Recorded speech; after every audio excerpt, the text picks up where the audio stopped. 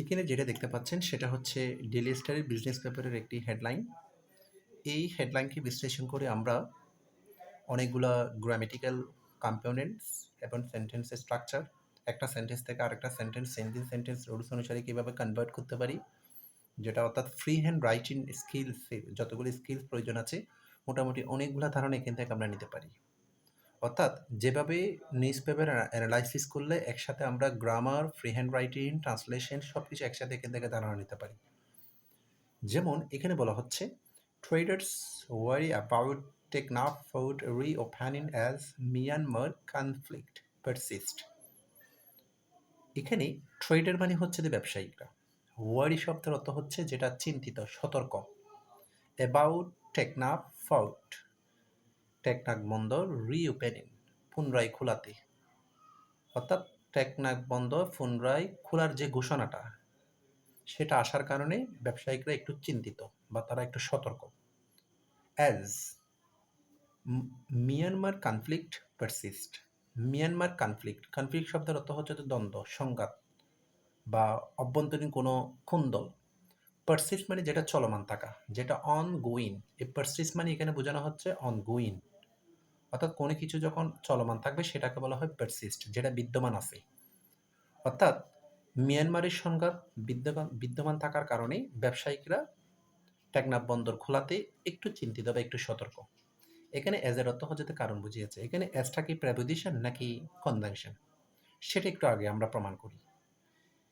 এখানে এই যে এতটুকু অংশটা, এটা একটা ক্লজ। এটা একটা ক্লজ কেন বলবো? কারণ এখানে ওয়ারি এটা হচ্ছে একটা ফাইনিট ভার্ব, যেটার অর্থ হচ্ছে এটা ভার্বের ফ্লুরাল ফর্ম। কারণ সাবজেক্ট ফ্লুরাল বিদে ভার্ব ফ্লুরাল, ভার্বের শেষে এস বাই এস না থাকলে সেটাকে এই রুট ফর্ম বা বেস ফর্মটাকে ফ্লুরাল ফর্ম বলবো। তাহলে একটা ফাইনিট ভার্ব এবং একটা সাবজেক্ট, সো এটা একটা ক্লজ। আবার পরবর্তীতে মিয়ানমার কনফ্লিক্ট পারসিস্ট, পারসিস্ট এটা ভার্বের সিঙ্গুলার ফর্ম, কারণ এখানে আবার সাবজেক্টটা কিন্তু সিঙ্গুলার। এখানে যদি ফাইনিট ভার্ব হয় মিয়ানমার কনফ্লিক্ট, এটা হচ্ছে যে এখানে সাবজেক্ট হচ্ছে এখানে, এখানে ট্রেডার্সটা হচ্ছে দ্য নাউন। আবার এখানে সাবজেক্টও হচ্ছে দ্য নাউন বলা যাবে না, নাউন ফ্রেজ বলতে হবে, কারণ একাধিক ওয়ার্ড আছে। তাহলে এখানে একটা সাবজেক্ট এবং এখানে একটা ফাইনিট ভার্ব, ঠিক অনুরূপভাবে এখানেও আছে। অর্থাৎ দুইটা ফাইনিট ভার্ব, দুইটা সাবজেক্ট, দুইটা ক্লজ। তাহলে বোঝা যাচ্ছে এখানে একের অধিক ক্লজ আছে। একের অধিক ক্লজ যদি থাকে বুঝে নিতে হবে সেখানে অবশ্যই একের অধিক ক্লজকে যুক্ত করার জন্য একটা কনজাংশন লাগবে। এই অ্যাজ হচ্ছে যেটা হচ্ছে একটা কনজাংশন, অ্যাজ হচ্ছে এখানে কনজাংশন। কনজাংশন তিন প্রকারের মধ্যে এটা হচ্ছে একটা সাবঅর্ডিনেটিং কনজাংশন। অ্যাজ হচ্ছে একটা সাবঅর্ডিনেটিং কনজাংশন তিন প্রকারের মধ্যে। তাহলে এটা যদি সাবঅর্ডিনেটিং কনজাংশন হয়, সাবঅর্ডিনেটিং কনজাংশনের পরে যেটা হবে সেটা সাবঅর্ডিনেট ক্লজ। এটা হচ্ছে যে সাবঅর্ডিনেট ক্লজ। অর্থাৎ যেখানেই সাবঅর্ডিনেটিং কনজাংশন এখানে হলে সাবঅর্ডিনেট ক্লজ এখানে হবে, প্রথমেই হবে। সাবঅর্ডিনেটিং কনজাংশন এখানে হলে সাবঅর্ডিনেট ক্লজ পরে হবে। অর্থাৎ সাবঅর্ডিনেটিং কনজাংশনের উপর ডিপেন্ড করবে সাবঅর্ডিনেট ক্লজ কোথায় হবে। আবার এটা সাবঅর্ডিনেট ক্লজ হলে নিশ্চিত ধরে নিতে হবে প্রথম ক্লজটি হচ্ছে একটা প্রিন্সিপাল বা ইন্ডিপেন্ডেন্ট ক্লজ বা মেইন ক্লজ। কারণ দুইটা ডিপেন্ডেন্ট বা সাবঅর্ডিনেট ক্লজ কখনো হতে পারে না। একটা বাক্যে যদি দুইটা ক্লজ থাকে, একটা সাবঅর্ডিনেট ক্লজ হলে অপরটাও অবশ্যই মেইন ক্লজ হবে। তাহলে এখান থেকে কোনটা প্রিন্সিপাল কোনটা সাবঅর্ডিনেট ক্লজ কীভাবে আইডেন্টিফাই করবেন সেটা প্রথমে শিখছেন। আচ্ছা, এখন আসি এটা কোন সেন্টেন্স হতে পারে। দুইটা ক্লজ থাকে বা দুইয়ের অধিক ক্লজ থাকে, কমপ্লেক্স বা কম্পাউন্ডে। এখানে একটা সাবঅর্ডিনেট একটা প্রিন্সিপাল, তাহলে নিশ্চিন্তে আমরা বলতে পারি এটা হচ্ছে একটা কমপ্লেক্স সেন্টেন্স।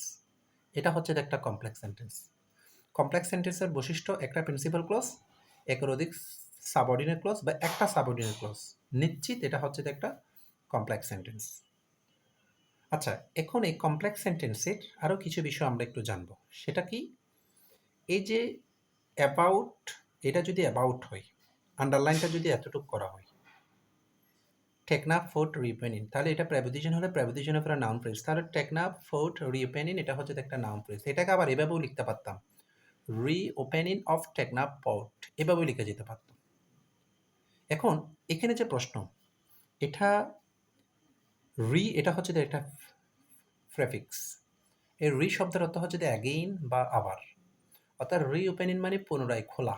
শব্দের আগে যদি থাকলে তাহলে সেটা পুনরায় বোঝাবে। এবং এটা একটা নতুন সম্পূর্ণ একটা শব্দ হবে প্রিফিক্সটা থাকার কারণে। এখন এটা reopen I N G, reopening verb plus I N G. Verb plus I N G হলে আমরা জানি সেটা জেরান্ডও হতে পারে, সেটা আবার প্রেজেন্ট পার্টিসিপলও হতে পারে। আমরা জানি যখন নাউনের কাজ করবে জেরান্ড, অ্যাডজেক্টিভের কাজ করলে প্রেজেন্ট পার্টিসিপল। এখানে টেকনাফ বন্দর খোলা, খোলা এটা একটা কাজকে বোঝানো হয়েছে, একটা অ্যাকশনকে বোঝানো হয়েছে, এটা অ্যাকশনের নাম, একটা কাজের নাম। তাই এটা হচ্ছে যে রিওপেনিং, এখানে এটা জেরান্ড। এখানে যদি বাক্যটার মধ্যে যদি এখানে আন্ডারলাইন করা হয়, এটা কি জেরান্ড নাকি প্রেজেন্ট পার্টিসিপল? নিশ্চিন্তে আমি বলতে পারি এটা হচ্ছে যে একটা জেরান্ড, কারণ এখানে নাউনের কাজ করছে, এটা একটা কাজের নাম বোঝানো হয়েছে। আচ্ছা, এটা বুঝলাম। আবার অপরপক্ষে আমরা জানি মিয়ানমার, এটা হচ্ছে একটা সচরাচর একটা নাউন, এবং এটা একটা প্রপার নাউন। কোনো নির্দিষ্ট দেশের নাম সেটা সর্বদা প্রপার নাউন হয়। কিন্তু এই বাক্যের মধ্যে আমি বলবো যে এটা প্রপার নাউন না, এটা হচ্ছে একটা প্রপার অ্যাডজেক্টিভ। অর্থাৎ প্রপার নাউন যখন অ্যাডজেক্টিভের কাজ করে সেটাকে বলা হয় প্রপার অ্যাডজেক্টিভ। কীভাবে প্রপার অ্যাডজেক্টিভ? এই যে পারসেজ যদি ভার্ব হয়, সাবজেক্ট কিন্তু এটা, তো সাবজেক্টের মধ্যে কনফ্লিক্ট হচ্ছে যে নাউন হলে, নাউন ওটাকে কী হয়? অ্যাডজেক্টিভ হয়। এই যে কোথাকার কনফ্লিক্ট, মিয়ানমারের কনফ্লিক্ট, ইরানের কনফ্লিক্ট নাকি ইউএসের কনফ্লিক্ট নাকি ইসরায়েলের কনফ্লিক্ট, মিয়ানমার থাকাতে কনফ্লিক্ট এটা নির্দিষ্ট করে দিচ্ছে কোথাকার সংজ্ঞা। মিয়ানমার এখানে এটাকে মডিফাই করেছে বিধায় মিয়ানমার এখানে অ্যাডজেক্টিভের কাজ করেছে, এখানে কিন্তু নাউনের কাজ করে নাই। আচ্ছা, এখান থেকে যেটা দেখেছেন কিভাবে জেনারেল পার্টিসিপল আইডেন্টিফাই করতে হবে, কিভাবে পার্টস অফ স্পিচ আইডেন্টিফিকেশন করতে হবে, সেটাও শিখছেন।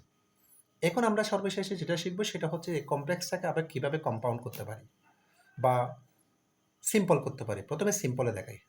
সিম্পল অপরপক্ষে একটা ক্লজ থাকে, তাহলে এখানে দুইটা ক্লজকে একটা ক্লজ করতে হবে। কোন অপর আরেকটা ক্লজকে দুইটা থেকে একটা যদি রাখি, আরেকটা ক্লজকে ফ্রেজ করতে হবে। কোনটাকে ফ্রেজ করব? এই যেটা সাবঅর্ডিনেট ক্লজ আছে, এই সাবঅর্ডিনেট ক্লজটাকে আমি ফ্রেজ করব। তাহলে আমি বলতে পারি এটাকে ফ্রেজ করলে এই যে ভার্ব, এটাকে ফাইনিট ভার্বকে নন ফাইনিট ভার্ব করব, তাহলে এটা কিন্তু অটোমেটিকলি ফ্রেজ হয়ে যাবে। তাহলে আমি বলতে পারি পারসিস্টিং মিয়ানমার কনফ্লিক্ট। তখন এটাকে আমি এই প্রেজেন্ট পার্টিসিপল ধরে আগে এনে এটাকে আমি ফুলটা নাউন ফ্রেজটা একদম শেষে নিয়ে যাচ্ছি ব্যালেন্স করার জন্য। এখন একটা ক্লজ হওয়াতে সিম্পলে এটা ফ্রেজ হয়ে যাওয়াতে তখন আর কনজাংশনটা থাকবে না। এখানে এস দ্বারা কারণ বোঝাচ্ছে বেঁধে, তাহলে এখানে আমি বিকজ অফ বা ডিউ টু বলতে পারি। তাহলে সিম্পলটা কীভাবে হয়? Traders worry about Teknaf food reopening due to বা because of persisting Myanmar conflict. Simple হয়ে গেছে। অনুরূপভাবে যদি আমি আবার এটাকে যদি কম্পাউন্ড করি, কম্পাউন্ডে দুইটা ক্লজ, এখানেও দুইটা ক্লজ, শুধু এটাকে সাবঅর্ডিনেটিং কনজাংশনটাকে কোঅর্ডিনেটিং কনজাংশন করে দিলে আবার এটাকে কম্পাউন্ড হয়ে যাচ্ছে। তাহলে এখান থেকে বুঝেছেন কীভাবে সিম্পল কমপ্লেক্স কম্পাউন্ডের ইন্টারচেঞ্জিংটা কী, একটা থেকে আরেকটাতে কীভাবে কনভার্ট করতে হবে, ক্লজ এবং ফ্রেজের হিসেব নিকাশ এবং কনজাংশনটা কীভাবে থাকবে কখন থাকবে না, এই বিষয়গুলো। অর্থাৎ আজকের এই ভিডিওতে আপনি শিখতে পেরেছেন যে একটা নিউজ পেপার অ্যানালাইসিসের মাধ্যমে আমরা সামগ্রিক গ্রামারকে একসাথে নিয়ে আসতে পারি। সামগ্রিক গ্রামারকে একসাথে প্র্যাকটিস করার জন্য নিউজ পেপার অ্যানালাইসিসের কোনো বিকল্প নেই।